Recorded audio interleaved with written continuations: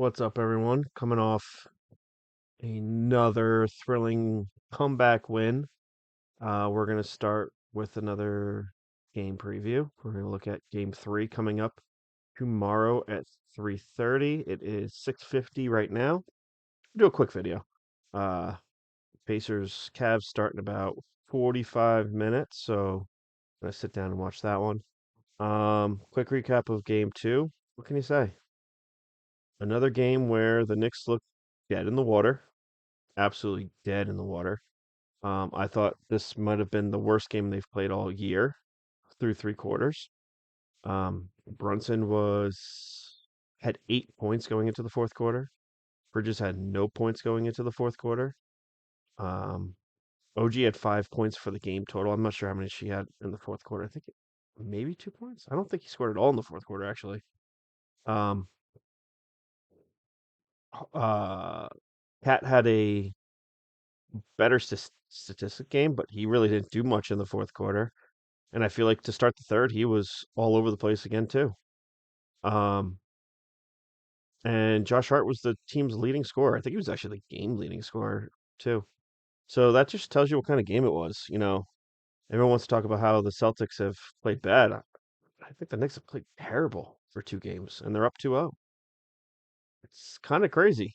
Um, but that's their MO. Keep it close, and then Captain Clutch takes them home. Um, so that's really the story of game two. I think Towns was a little more aggressive.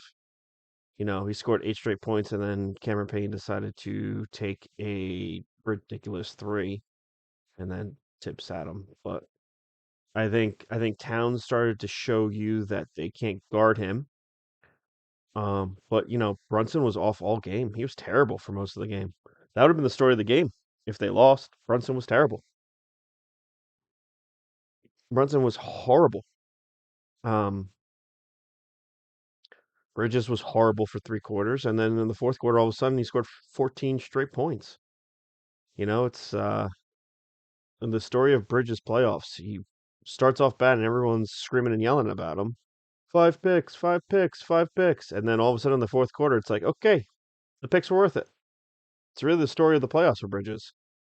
I thought he was fantastic in the fourth quarter. He stepped up.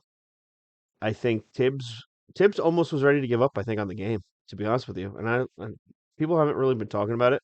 But I think he was ready to give up on it because he had Towns and Brunson on the bench, and he doesn't do that often. And they were down 16 at one point in the fourth. And it was kind of like, Bridges, let's try to get Bridges going for game three. And he got going, and all of a sudden the team got going, and then the Celtics went ice cold, and the Knicks came back. That's really the story of it. Um, Even though OG only scored 5 points, I think his defense was fantastic again. There's stats on there. I think like the Celtics are like 3 of 22 or something with him as the closest defender. It's crazy. He's just all over the court, and I think he's realized that if he's not scoring, he can still affect the game. Game one he scored 29 points, and he was all over the court defensively too. So I think he got a little bit gassed in the fourth quarter. I think that's why Tibbs sat him for so long. Also, the two big lineup works very well. You know, I think the two big lineups been their best lineup statistically wise. But what can you say about this team? All year we talked about how they cannot they're not as mentally tough as last year's team. And all they have done is come back in these playoff games. I mean, think about it. Game 1 Detroit 21-0 run. Come back from 8 down. Game 2 they went on a run in the fourth quarter. They didn't win the game, but they tied it with a minute left. Game 3 was kind of their most complete game of the playoffs, I think. They were up 10 to 15 points for most of that game. Game 4, another comeback in the fourth quarter to win. Game 5 was a terrible game. They just didn't have it. And even that game, they made a little bit of a run at the end. And then game 6, down 7 with 2 minutes left, another run. Game 1, down 20, make a run in the fourth. Game 2, down 20, make a run in the fourth. This team is just they have found that resiliency level where if they're down, they don't care. They're just going to keep fighting. It may not work out, but they're going to keep fighting. Um, it's it's it's amazing to see. You know, they got an opportunity here now as we look into Game Three to really make a statement now. Because the narrative right now is, oh, the Celtics have played bad, so you know, the Celtics are going to come back and win in six. The Celtics are going to come back and win in seven. There's no like, oh, the Knicks have control of the series. No, the talk is still this is all because of Boston's not playing well. And you know what? I kind of like it that way. Um, I think that going into Game Three, the Knicks have to treat it like they're down 0-2. Because you don't want to give the Celtics life, and you don't want to give credence to everything on the internet about how this is only the Celtics doing, and the Knicks are lucky to be up 2-0. The Knicks haven't played their A+ game. They haven't played their A game. They haven't played their A- game. They haven't played their B+ game. They haven't played their B game. They haven't played their B- game. I don't even think they've played their C+ game, to be honest with you. I don't think Brunson's played well at all in the first two games. And yet they're up 2-0. But according to the media, it's all because the Celtics are missing threes. Well, maybe the Celtics should have another game plan. You know, everyone talks about, oh, the Celtics live and die by the three. Yeah, they do. But you're going to have games where you're off and you have to have another gear. People forget, with the Curry Warriors, they're the ultimate live and die by the three, right? That first championship doesn't happen if Chris Paul doesn't get hurt and the Rockets don't go 0 for 27 from three. They had the Warriors dead to rights. Dead to rights. They would not have won a championship. People don't talk about that enough. And then the 70-win Warriors should have lost in the Western Conference Finals to OKC. OKC had them dead to rights. The reason why the Durant Warriors were so unstoppable, yes, it's Kevin Durant, and they added a Hall of Fame player, obviously. But the reason why they were so unstoppable is because you had unstoppable 3-point shooting. But when that 3-point shooting was off, they had Kevin Durant to go down low and get you a bucket at any point you wanted. They're down five, Kevin, and their 3-point shooting's off. Okay, KD, go get a bucket. There's a reason why he was an MVP on those teams in the finals. You can't just rely on the three and expect to win. So, like in game one, I think there were 15 of 60 or right? They missed 45. Yeah, 15 of 60. So you took 63s, right? How many more threes do you expect to make in that game? Do you expect to make 33s? If you're taking 63s, like how many threes do you expect to make? La- Game two, they took 40 and they made 10. The Knicks made 10 and they shot 30. So the Knicks shot a better percentage, but they made the same amount of threes. Like, I don't get. Yeah, you expect them to shoot a better percentage, but again, if you keep chucking up threes, that percentage is going to go down. So how many threes do you expect to make? You expect to make 30 threes a game? That's the only way you're going to win? That doesn't make any sense to me. Like a team should go into a game expecting to make 12 to 15 threes in today's NBA. And if it's a great night, you're making 20 to 22 threes. You shouldn't go in expecting to make 20 to 25 threes and be like, that's how we win. No.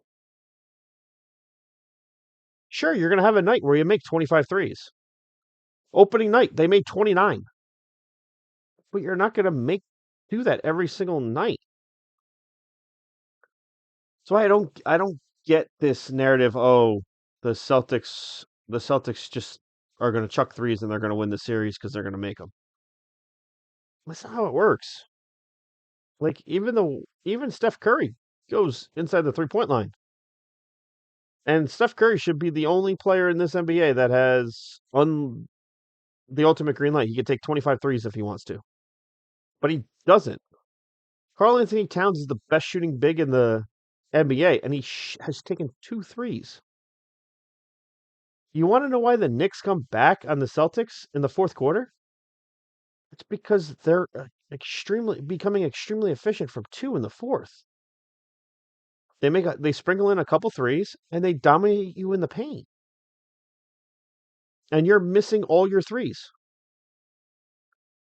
Yeah, you can look at it and be like, oh, if Tatum makes that three, the game's over. Sure, you got up 20 because the Knicks couldn't shoot for anything.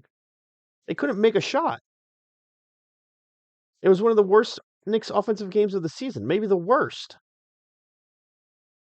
Jalen Brunson couldn't make a shot. So yeah, of course you went up 20.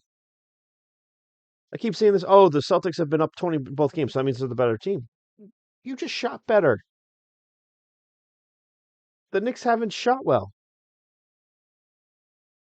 but they keep winning because eventually those twos are going to go down more so than the threes. Yeah, I guarantee you the Celtics have a game where they make 23s. It may happen in game 3. But this idea that they're going to make 20, 25 threes every single game, no. You won last year, and you're being stubborn this year. And let's not act like the Knicks are not playing good defense. Tatum is trying to get away from OG on every possession, every single one. And guess what the Knicks are doing? They're staying home on the threes. That was one of the 3 keys that we talked about before game 1. Stay home on the 3-point shooters and play one-on-one defense. And that's what the Knicks have done. They switched everything and played one-on-one. The other key that we talked about, Josh Hart. What has Josh Hart done in the first 2 games but dominate? They are leaving him open, and he is saying, okay, I'm going to go all over the court. You're not going to guard me? I'm going to be everywhere. Leave me alone. Fine. But I am going to affect the game by going everywhere. And he scored 23 points. Hit 3 threes. If you're going to leave him open, he's going to find ways to affect the game. And if he gets rebounds, he's gone. Now, we could talk about, they're missing Porzingis. Porzingis is not right. There's something wrong. There's clearly something wrong with him. And it's clearly some kind of something that's attacked his lungs because you could see it. He has spurts of like 5 minutes where he plays great. Like last game, he had a spurt where I think he scored like 8 points in 5 minutes. And then he didn't play the rest of the game. It's like he's playing in a different atmosphere than everybody else. And the air is too thin and he can't breathe. And the Knicks have taken advantage of it. They've taken advantage of Al Horford. Give Towns credit. He took advantage of Al Horford. Horford cannot guard him. He is too slow. And when he starts to get beat, he gets grabby. And he starts grabbing. So he's been in foul trouble for the 2 games too. And Luke Cornett can't shoot. So, which I don't understand. Because wasn't he able to shoot the 3 when he was with the Knicks like 5 years ago? When he was like a rookie? It's weird because I swear he could shoot the 3. Because I remember people calling him Baby Porzingis. Oh, look, he could be like Porzingis because he could shoot the 3. I haven't seen him take one. So, game 3 is gonna be interesting because I feel like the Knicks you see Shaq and Chuck talking about how this is a must win for the Knicks. Everyone's saying, oh, it's a must win for the Knicks. Isn't it a must win for the Celtics? Yeah, the Knicks want to get this game and, put their foot on the necks of the Celtics. But at the same time, the Celtics need it more than the Knicks. The Knicks just have to win 2 in the next 5. Celtics got to win 4 in the next 5. Now, I get what they're saying. You don't want to give the Celtics life. And I would not want to give the Celtics life. And I'll say this. I'm nervous going into game 3. But I think I'm more nervous that the fact that the Knicks went up 2-0 and that my nervousness comes from the fact like I don't want to have the media have that ammo of, you know, oh, the Knicks went up 2-0. They won two road games and they blew the series. That's what's bothering me. That's what's making me nervous. It's not the actual series. If it was 1-1, I don't think I'd be as nervous. I'd be like, all right, we split. Let's split at home. Let's get it 2-2 going to game 5. Now I'm like, can we just end this shit now? Please, come on, let's go. So I think that's what's making me nervous. I'm antsy because I'm afraid like once the Celtics get one, they're gonna get hyped and they're gonna roll. I feel like if the Knicks come out tomorrow like gangbusters, like they did Game 6 against Detroit,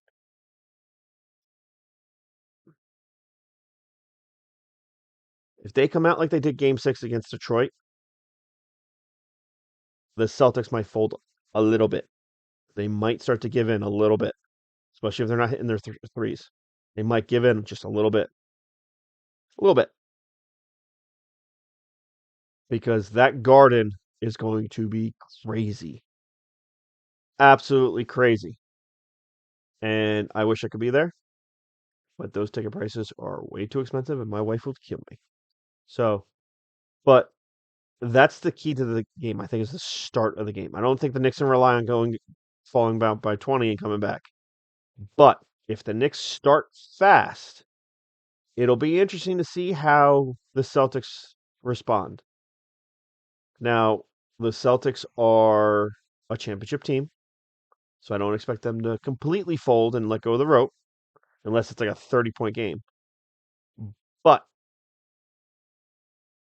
you'll wonder what their psyche is if the Knicks get up 10, 15 points.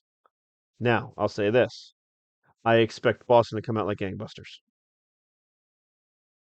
I expect them to come out and try to blow out the Knicks on their home floor. I expect them to try to make a statement on the Knicks' home floor. I expect them to come out and say, you know what, we're going to win by 30, and we're going to put the fear of God into the Knicks and their fans and be like, look, first two games were flukes. Congratulations, you got two games. Now it's our turn. That's my fear. Don't want them to have that life. But if the Knicks don't come out right, they're going to give them that life. You can't give them that life, especially with the way the Garden's going to be crazy. You keep that Garden rocking, and you got a chance to go up 3-0. And then you got a chance to close it on Monday. But one game at a time. And I'm sure Karl Anthony Towns is in the ear of every single player saying, hey, I was in the same position last year. We went up 2-0, the defending champs, the Denver Nuggets. We won two road games, went up 2-0, and we were riding high, and they came into Minnesota, won two in a row, and then won game 5, and we're up 3-2. So I'm sure Towns is like, hey, we got to come correct. Because Boston's not going to fold up completely. If you give them life, they are going to take advantage. Their confidence is a little shaken right now. Just a little bit. You can see it at the end of the game. Derek White was pissed. He threw off his jersey. He was pissed.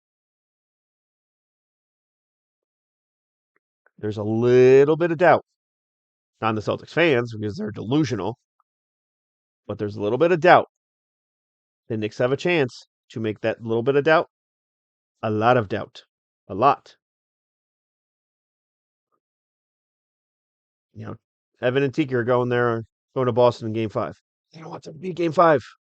Please, no. Get game 3. Get up 3-0. Let's put our foots on their necks and end it. Please. I think that's the key to the game. The key to the game is the start. The start of the game is the key. I know everyone's going to say, well, they get up, they go down 20. Who cares? They're still in it. No. Please, no more going down 20. My heart can't take it. Get up early. Play from ahead. Let the crowd fuel you. Maybe we get a Towns and Brunson magnet game together.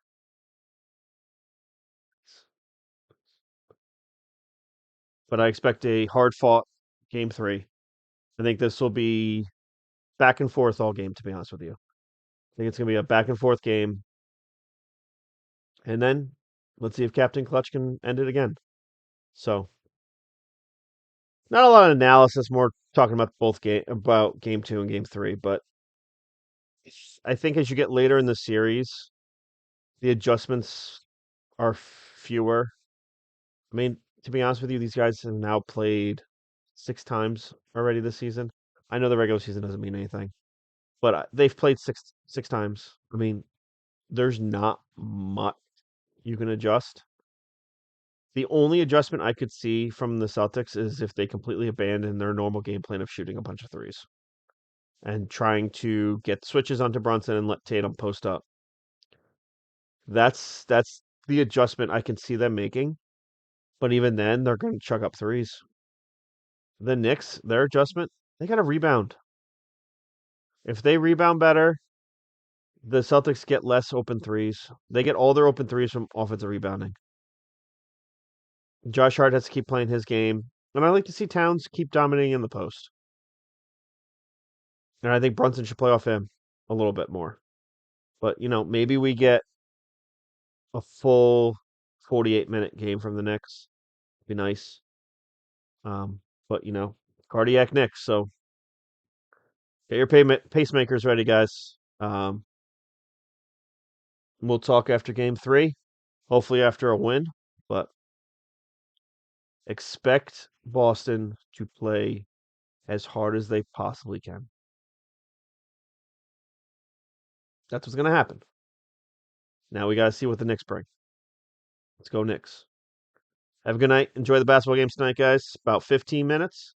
Been a little bit longer than I thought, but thanks for sticking with me. Like, subscribe, comment. Have a good night, boys.